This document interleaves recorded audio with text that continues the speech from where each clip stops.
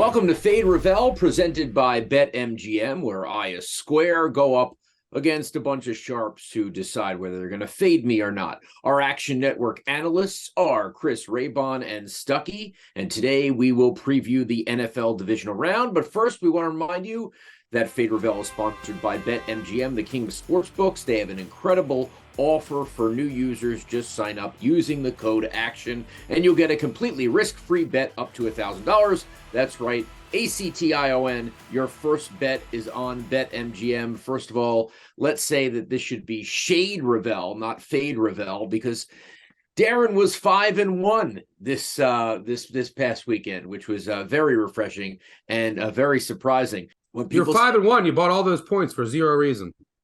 Well, actually, that is true. You had to say something nasty, but that's true.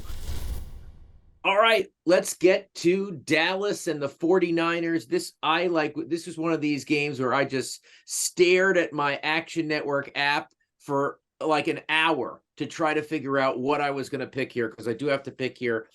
And at the end of the day, I felt like the under 46 was the play. I just felt like, okay, the 49ers defense is great.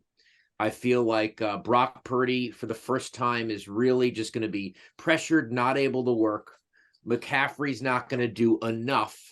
And I just think this is going to be a back-and-forth battle. I like that the number went from 45 to 46, and I'm going to take it with the under. Stuckey. I'm just happy you're not on the Cowboys. That's my main thing here, because I really like the Cowboys.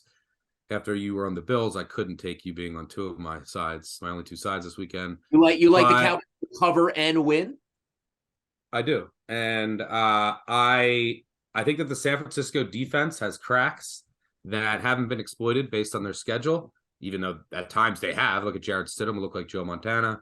And after what I saw from Dak last week, I think that Dallas's offense can exploit this San Francisco secondary. And then San Francisco's going to be able to run it some on this Dallas defense. So with no strong take on the total, I will declare it a clear fade Rovell, since you love this. But I just love the Cowboys here. Chris? It looks like you just hit a button. We need a fade Rovell. We need We do need a button. Yeah. We'll get a button for next week. Can we get a button?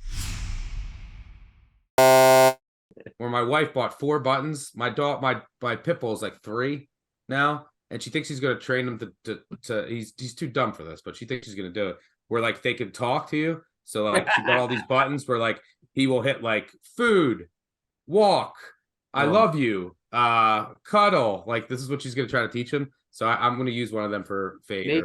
Maybe our producer Hutton can get a button. Okay, Raybon, go. So this is going to be the most pressure Brock Purdy has faced, but the Niners have scored at least 33 points in 6 out of their past 7.